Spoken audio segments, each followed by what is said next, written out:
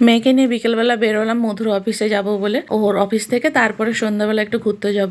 ওর ইউনিভার্সিটিটা এত বড় ক্যাম্পাস, তাইওয়ানের সব থেকে বড় ইউনিভার্সিটি, ন্যাশনাল তাইওয়ান ইউনিভার্সিটি। ওই ইউনিভার্সিটির ক্যাম্পাসে কি সুন্দর সুন্দর ঘোরার জায়গা রয়েছে, বড় একটা লেক রয়েছে, লেকের জলে এত রকমের সমস্ত মাছ কচ্ছপ রয়েছে। ওগুলো দেখার জন্যই মেনলি আমরা যাই। আর মেয়েকে নিয়ে ঘুরতে বেরিয়েছি, ওর একটু হাঁটা হবে।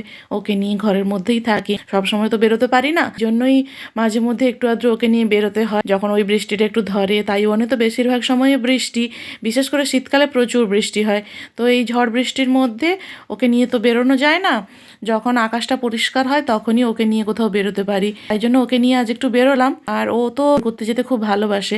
বেড়ু করতে যাওয়ার নাম শুনলেই তো এক পা এগিয়ে থাকে, শুধু বেড়ু বেড়ু করবে। বেড়ু করতে যেতেও ভীষণ ভালোবাসে। তাই মেয়েকে নিয়ে মধুর ইউনিভার্সিটির সামনে যে লেকটা রয়েছে, ওই লেকটার নাম হলো মূল লেক, সানমূল লেক।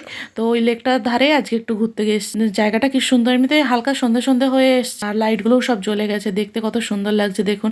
ওইদিকে একটা খেলার মাঠ রয়েছে, জায়গাটা ভীষণ সুন্দর। এই জায়গাটা ঘুরতে যেতে আমাদের ভীষণ ভালো লাগে।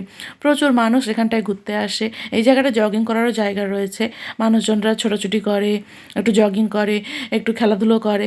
এই জায়গাটা আমাদের ভীষণ ভালো লাগে, তাই আমরা প্রায়ই যাই এই জায়গাটায় ঘুরতে। আর জায়গাটা এত সুন্দর, এই সন্ধ্যেবেলার পর যখন গাছের ছায়াগুলোর ওপরে আলো পড়ে, আলোগুলো এত সুন্দর চকচক করে, দেখতে খুব ভালো লাগে।